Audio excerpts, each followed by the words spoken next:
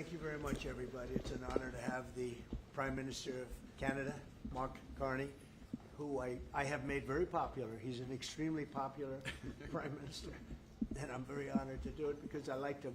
Right from the beginning, I've liked him, and we've had a good relationship. We have some natural conflict, but we will probably work that out. But we've had a very strong relationship, and your hosting of the various countries that showed up, that was a beautiful job you did, and I appreciate it very much. We're going to be talking about trade. We're going to be talking about a lot of different things. We'll certainly be talking about Gaza. We're in very serious negotiations to, I guess you could say, depending on the way you count, 3,000 years. You could say 500 years. You could say, but that it's been raging for a long time. And I think there's a possibility that we could have peace in the Middle East. It's something even beyond the Gaza situation. We want a release of the hostages immediately, et cetera. And so our team is over there now. Another team just left, and other countries, literally every country in the world has supported the plan. Yep. I don't think there's anybody that hasn't, actually, not that I've seen. But there's a real chance that we could do something, so you may have some questions on that later. But in the meantime, we'll spend some time and we'll make some deals and we'll do some things that are good for both of our countries. And Mark, it's an honor to have you. Thank you very much. Thank you very much, Mr. President. If I may, you kindly hosted me and some of my colleagues a few months ago, and I said at the time, you are a transformative president. And since then, the transformation in the economy, unprecedented commitments of NATO partners to defense spending, peace from India, Pakistan through to Azerbaijan, Armenia, disabling Iran as a force of terror, and now, and I'm running out of time, but this is in many respects the most important. The what merger you created of Canada no, and the what United you States. have created. I'm only kidding. That wasn't where I was going. On this solemn day of commemoration of the horrific attacks of October 7th, Yeah. For the first time in decades, hundreds of years, thousands of years, this prospect of peace that you've made possible. Canada stands foursquare behind those efforts, and we'll do whatever we can to support Very that. nice. Yeah. Thank you, Mark, very much. Any questions? What would it take for you to drop or lower your tariffs on Canadian sectors, including aluminum and steel? Well, we're going to be talking about that with the Prime Minister.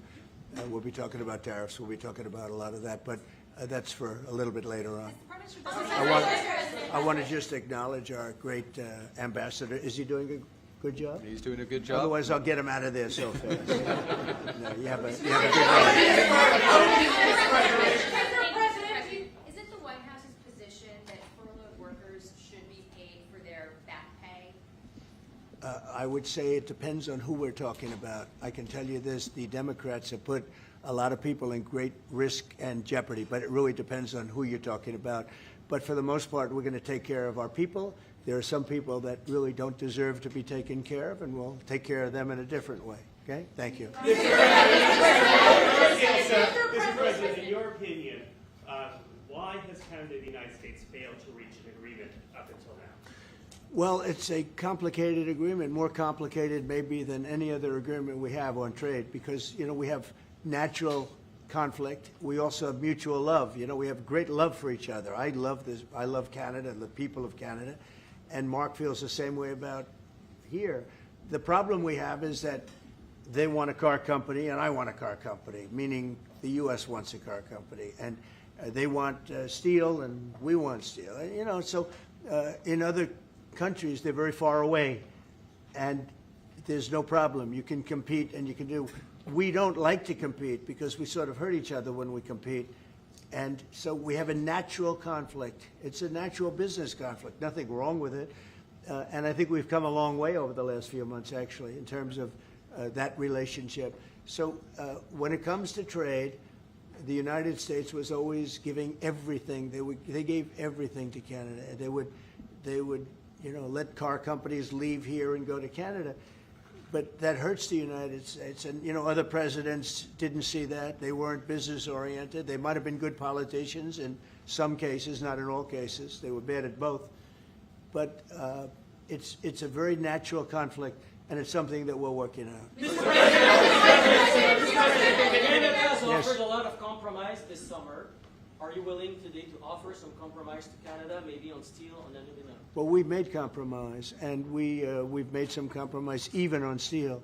But, you know, we have the same basic authority and the same basic, this could be also a little bit of a conflict with other countries all over the world on steel, because we want to make our own steel. We don't want to bring steel in for the most part, but we will bring it in, and we do bring it in. We continue to bring it in from Canada, but there is a tariff to pay.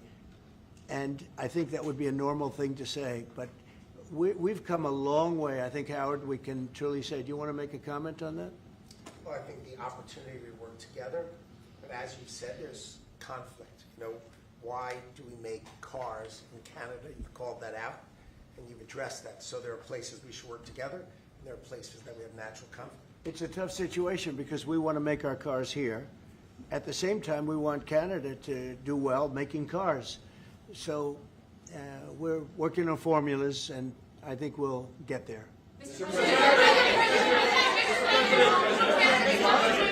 Canadians are refusing to go to the U.S. The numbers are down like 23% in the first 7 months of the year. What do you say to Canadians that don't want to go to the U.S. now because of your 51st state talk, because of the trade war, the tariffs? Yeah. And Well, the fear I of understand also it. Look, being I taken understand for it? that, and Americans don't want to buy cars that are made in Canada, you know.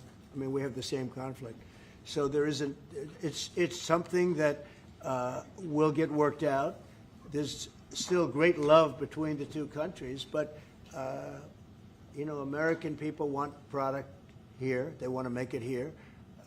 Detroit was emptied out and moved to Canada, moved to Mexico, moved to other places, not just Canada. And now they're all moving back, you know, they're moving back. We have, right now, I was just telling Mark, we have 17 trillion, but it's really much higher. That was as of a couple of months ago. Yeah. We have over $17 trillion being invested now in the United States. As an example, Biden, he was the worst president we've ever had, but they had less than 1 trillion in 4 years. We have more than 17 trillion in 8 months. 8 months. And I think that number is going to be 21, 22 trillion dollars. There's never been anything like that in the history of the world for any country, not even close. You know, if you did 1 trillion in a year, that's pretty good. We're going to do over 20. And it's coming in with AI, it's coming in with auto plants. You know, we're building auto plants, a lot of auto plants in the U.S. It's coming in for a lot of reasons. It's coming in because of the fact, I think the November 5th election was a big factor, and I think the tariffs are a big factor.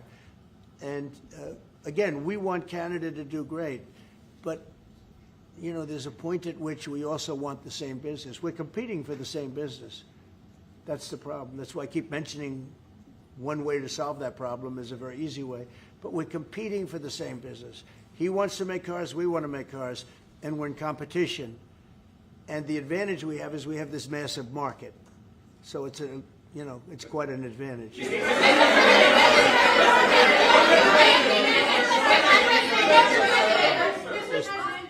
President, can we talk about Portland for a second? Are you planning to invoke the Insurrection Act?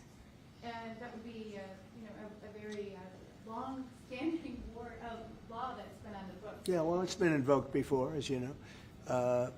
If you look at Chicago, Chicago's a great city where there's a lot of crime. And if the governor can't do the job, we'll do the job. It's all very simple.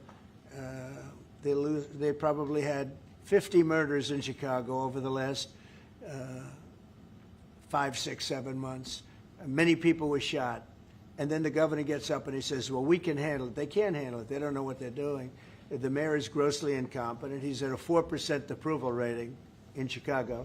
He's at a 4%, lowest approval rating, lower than even de Blasio had, which is hard to believe in New York.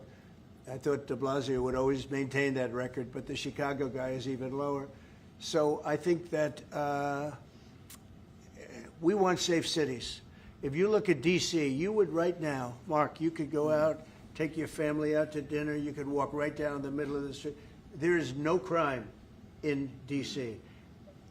When I got here, this place was a raging hellhole where people would come from Canada, people would come from other places and end up getting shot.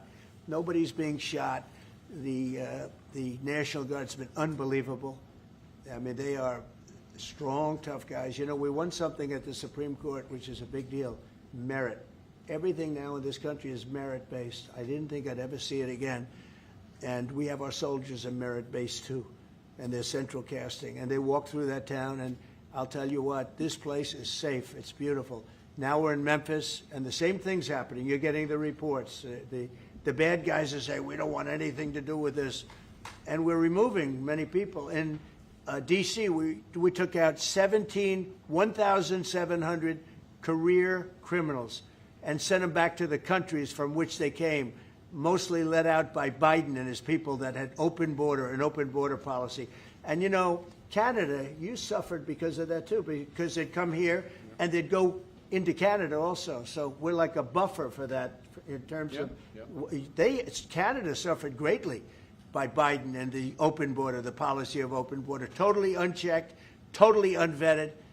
And these people were, you know, if you got 5%, 2%, now you were getting a lot of bad people. And we now have a closed border. You've done well. Yep. We have a closed border, and it's a really closed border. In fact, for 4 months, I don't even know if this is possible, but the figures were released. 0 people were able to come into the United States from the southern border. 0. And as you know, we've taken a very hard stand on drugs. This is also benefiting you. A lot of we call them the water drugs, the drugs that come in through water. They're not coming. There are no boats anymore. Frankly, there are no fishing boats. There's no boats out there, period. If you want to know the truth, we're saying, does anybody go fishing anymore? The fact is, we knocked out, probably saved at least 100,000 lives, American lives, Canadian lives, by taking out all those boats coming in. So it's, and now they don't come in that way anymore. Now they'll come in other ways, and we're not going to allow that either. So we've done a great job on that. But on crime, Chicago's a great city, but you can't be a great city if you have murders and if you have a lot of policy. Just like they had open border policy, anybody could come in. They came in from prisons. They came in from mental institutions, drug dealers. They came in from all over the place, and we don't have that anymore.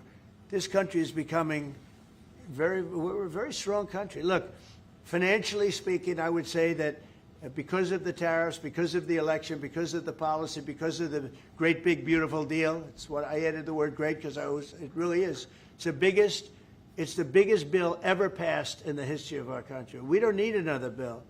It's the biggest tax cuts, I mean, when you think no tax on tips, no tax on Social Security, no tax on overtime for the people. But far beyond that, what it does is incentivizes auto plants and AI and all of the things that nobody's ever passed a bill like it. We don't need another bill. We don't need any more bills. I said, let's get it all at once. I was greatly helped by our Speaker, Mike Johnson, and by the Senate. I'll tell you what, John Thune's both of those guys have been incredible. And we got a bill passed that I said, let's see if we can get it all done. Because these Democrats are like insurrectionists, okay? They're so bad for our country. Their policy is so bad for our country. I said, let's see if we can get it all done and everybody said it's not doable. Because it's the biggest bill ever passed in the history of our country. And we got it all done. We don't need anything else. We got everything we want. And now, because of that, that's a big reason why the companies are coming in. You know, 1 year depreciation, 1 year write-off, 1 year expensing. Nobody's ever seen anything like it. So they're coming in from all over the world. But to have a great country, you can't have crime. And we don't have crime, but we have cities where there's tremendous crime. And Chicago's one of them. And if the governor can't straighten it out, we'll straighten it out. Thank you. A question for the president. Do you remain committed to? Mr. Prime Minister, I'd like to know how come the UK and the European Union have succeeded to sign deals and bring the tariffs down, and Canada still hasn't been able to do the same? Yeah, because they're not located right next to each other. It makes it. In many cases, it's much better and easier. But yeah, and if I may, let's be clear about the relationship as it stands right now. We are the second largest trading partner of the United States. We do a lot of trade going across the border where we're cooperating, first thing. Secondly, we are the largest foreign investor in the United States. $500 billion in the last 5 years alone, probably $8 trillion in the next 5 years if we get the agreement that we expect to get. Thirdly, there are areas, as the President just said, where conflict, maybe not so much conflict, we compete. There are areas where we compete, and it's in those areas where we have to come to an agreement that works. But there are more areas where we are stronger together, and that's what we're focused on. And we're going to get the right deal for America, right deal, obviously, from my perspective, for Canada.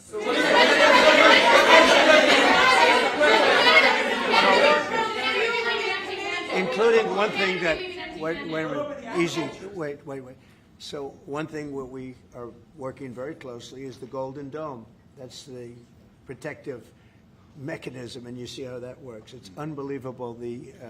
Ronald Reagan wanted to have it, and at that time they didn't have the technology, even close to the technology, but he was advanced, and we'll be working together on a Golden Dome for the two countries, and it's something that I think is going to be very important, especially when you look at the world, you look at what's happening. We want to have that protection. It's really amazing. The technology is unbelievable. Mr.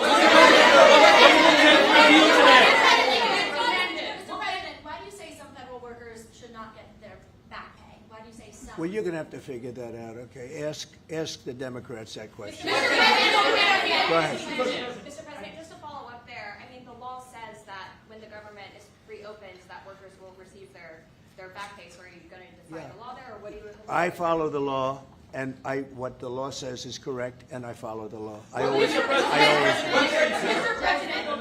President, will Canada be leaving empty-handed, or will will Mr. Carney be leaving Washington with a deal on tariffs? I think they're going to be very happy. We have a lot of things that we're working on that people don't talk about. They talk about, competitiveness. He's a very competitive person. And they talk about things that we don't necessarily agree on. But I think they're going to walk away very happy. I think so. Mr.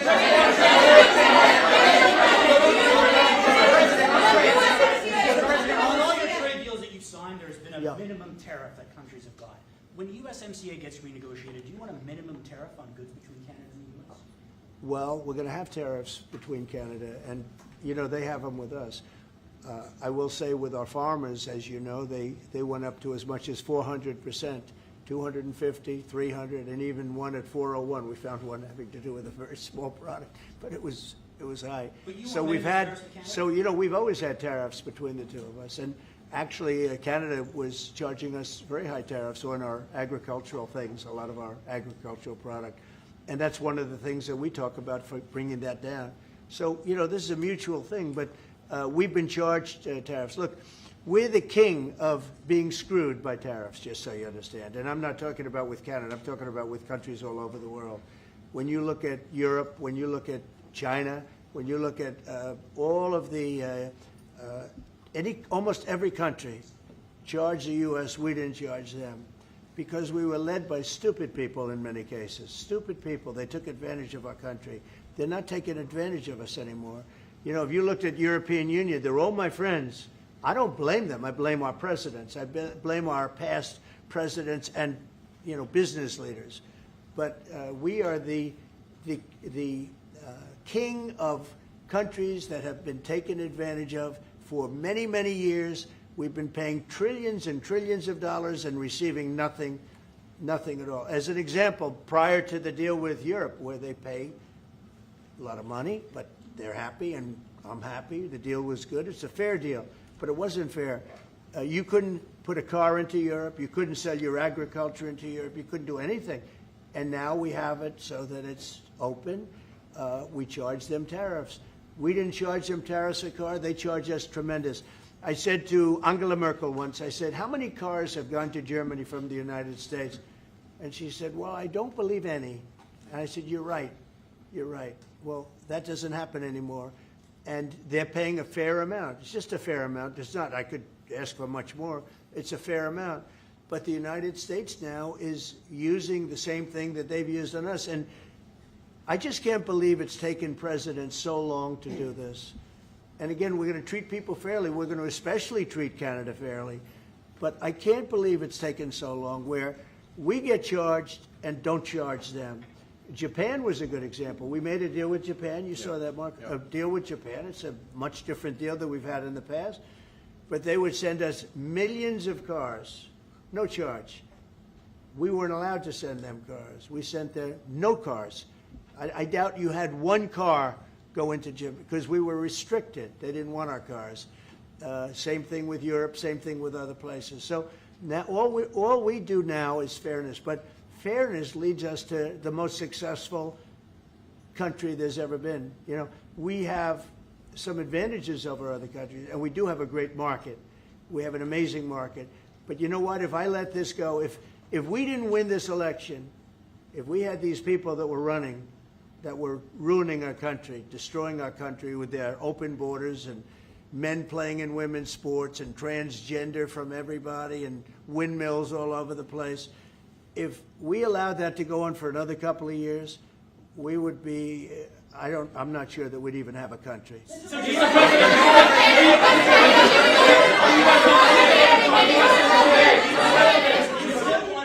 Yeah, Brian. And by the way, I'm not sure we would have even had a country. And now we have the most successful country in the world. Brian? Yes, sir. What is your message to Democrats ahead of a next vote to open up the government? The American people is saying, open the damn government. What's your message to them right now? Well, they're the ones that started it. They're the ones that have it. And it's almost like a kamikaze attack by them. You want to know the truth? This is like a kamikaze attack. They almost, you know, they have nothing to lose. They've lost the elections. They've lost the presidential election in a landslide. I saw the other day where Kamala said this was a very close election. This was one of the biggest sweeps that anybody's ever had. Won the popular vote by millions, won the Electoral College by a massive amount. They said, if I got 270, that would be great. But I got, I think, 312 or 315, and they got 220. So, you know, we won that. But we won counties. The big thing is counties. So out of all of the counties, thousands and thousands, we got 2,500. They got 525. It was a landslide. And we listened, oh, yes, it was close. It was one of the greatest victories ever. And it was a mandate to do what we're doing. And I hope, and Mark wants this as much as I do, we are very close to making a deal on the Middle East that will bring peace to the Middle East. After all of these years of millions and millions, tens of millions of people being killed, there's a chance to bring peace to the Middle East. In addition to that, I made 7 other deals, and they're, you know, great. And we're, you know, things are happening with respect to Russia, Ukraine. That's one that last week, Mark, 7,812 people were killed. Soldiers, mostly soldiers. Yep. But 7,000, more than 7,000, almost 8,000 soldiers were killed. It's a crazy thing. I thought that would have been one of the easy ones. I get along very well with Putin, and I thought that would have been, I'm very disappointed in him because I thought this would have been an easy one to settle, but it's turned out to be maybe tougher than the Middle East. We'll see what happens with the Middle East. The Middle East. I think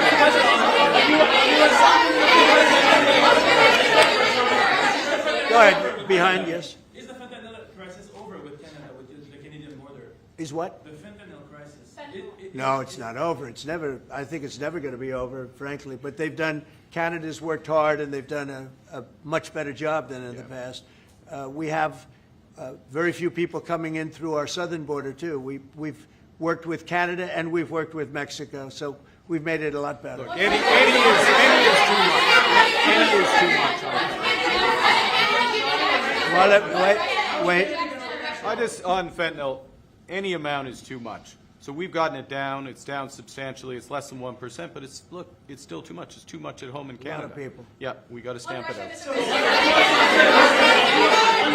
On USMCA, are the two of you both committed to seeing it through in the renegotiation of that deal that you made? Well, we can renegotiate it, and that would be good, or we could just do different deals. We're allowed to do different deals if we want. We might make deals that are better for the individual What's your preference? countries. I don't care. I want to make whatever the best deal is for this country, and also very much with Canada in mind. Yeah, go ahead, please. Go ahead, sir. Sir, on China, what more can the United States and Canada do together to counter China? Well, you have to be able to compete. They're a great competitor, and Mark and I both know that, and you have to be able to compete. We have big advantages over China for lots of different reasons, and I think we're doing very well with China. I get along very well with President Xi. I'm going to be meeting him in a few weeks, as you know. I'll be meeting him in South Korea.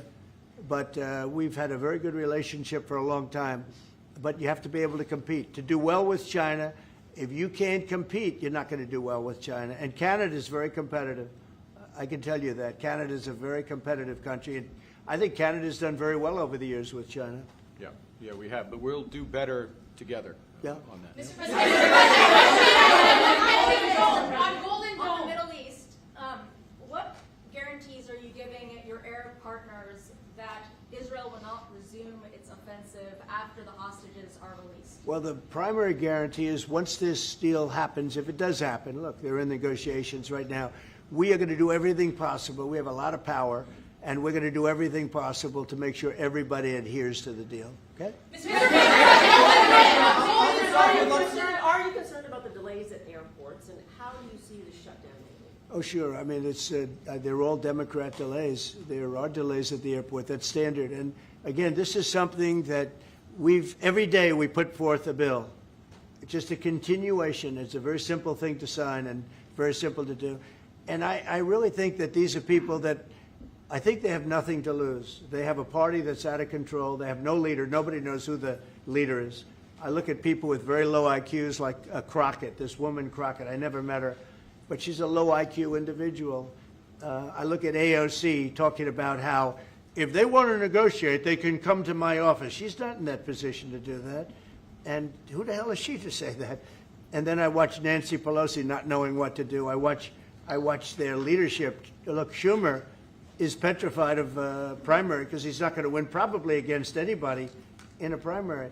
You know, Schumer did the right thing, but he handled it badly originally a year ago.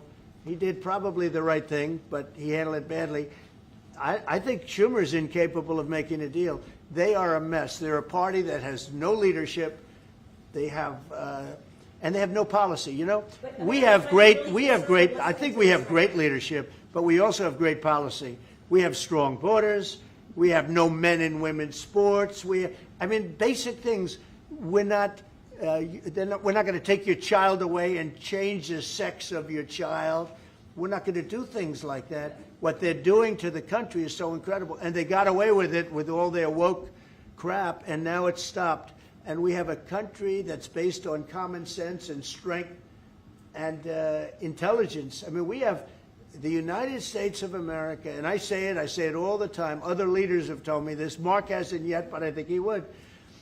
A year ago, we were a dead country, and now we are the hottest country anywhere in the world. Maybe Canada. I'll give Canada, but because I do like Canada. But you know, we're the hottest country in the world right now. There's never been a country that has the kind of money coming into it. There's never been anything like this. There has never been a country that if you take $1 trillion, that would be unbelievable. We're going to have over $20 trillion invested in this country. There's never been anything like what you're seeing, and it's based on good policy and common sense and leadership. Yeah. Mr.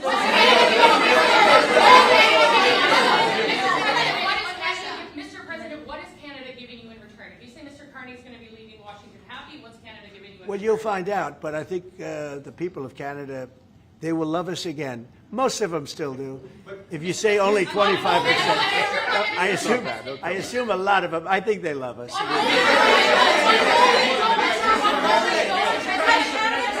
And you know what? I'm not the biggest hockey fan, but I like it a lot. And I watched some of the greatest hockey games I've ever. How good were those games, right? Yeah, very good. We're coming down for the World Series, Mr. President. Oh, good. Canadians. By the way, your team is. You're looking pretty good.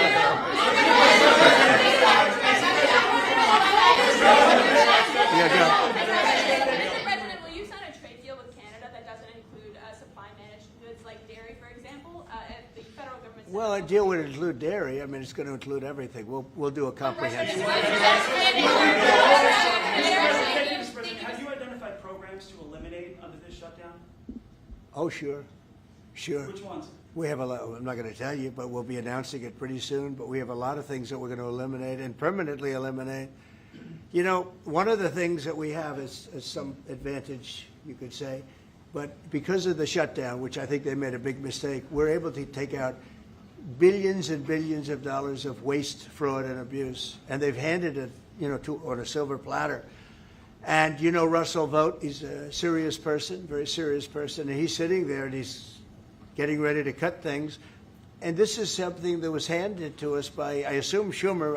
I just don't know if Schumer has any power anymore. I look at your leadership, I don't know who to speak to. I'll tell you what, I'm getting calls from Democrats wanting to meet. I never even heard their names before, and they're claiming to be leader. The Democrats have no leader. They remind me of Somalia, okay? You know? And I met the president of Somalia. I told him about the problem he's got. I said, you have somebody from Somalia who's telling us how to run our country. She's from Somalia. He said, would you like to take her back? He said, no, I don't want her. Okay, you know who I'm talking about? Say it again. How many permanent jobs are you talking about to be eliminated? Well, I can tell you, I'll be able to tell you that in 4 or 5 days if this keeps going on. If this keeps going on, it'll be substantial. And a lot of those jobs will never come back. But you're going to have a lot closer to a balanced budget, actually. Is there anything the Prime Minister has done that's making it more difficult to reach a deal? Say it? Is there anything that the Prime Minister has done that's making it more difficult or easier to reach a deal? No, I think he's a great prime minister. I mean, he could represent me anytime. I will tell you, I'm not saying that because he is a very strong, very good leader. He's a nice man, but he could be nasty. He could be very nasty, maybe as nasty as anybody. How? I think Canada, let me put it this way, I can tell you this because I deal with lots of leaders all over the world. He is a world-class leader. He's a man that knows what he wants. And I'm not surprised to see that he won the election and won it substantially, and I would think he's more popular now. He's a good man. He does a great job, and he's a tough negotiator. So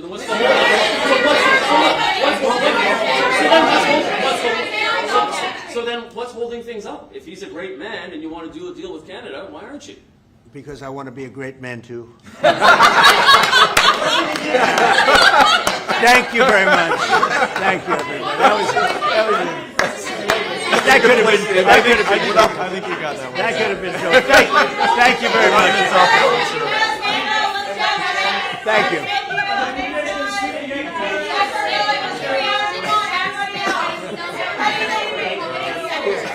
Thank you very much. Hard to finish on a better note.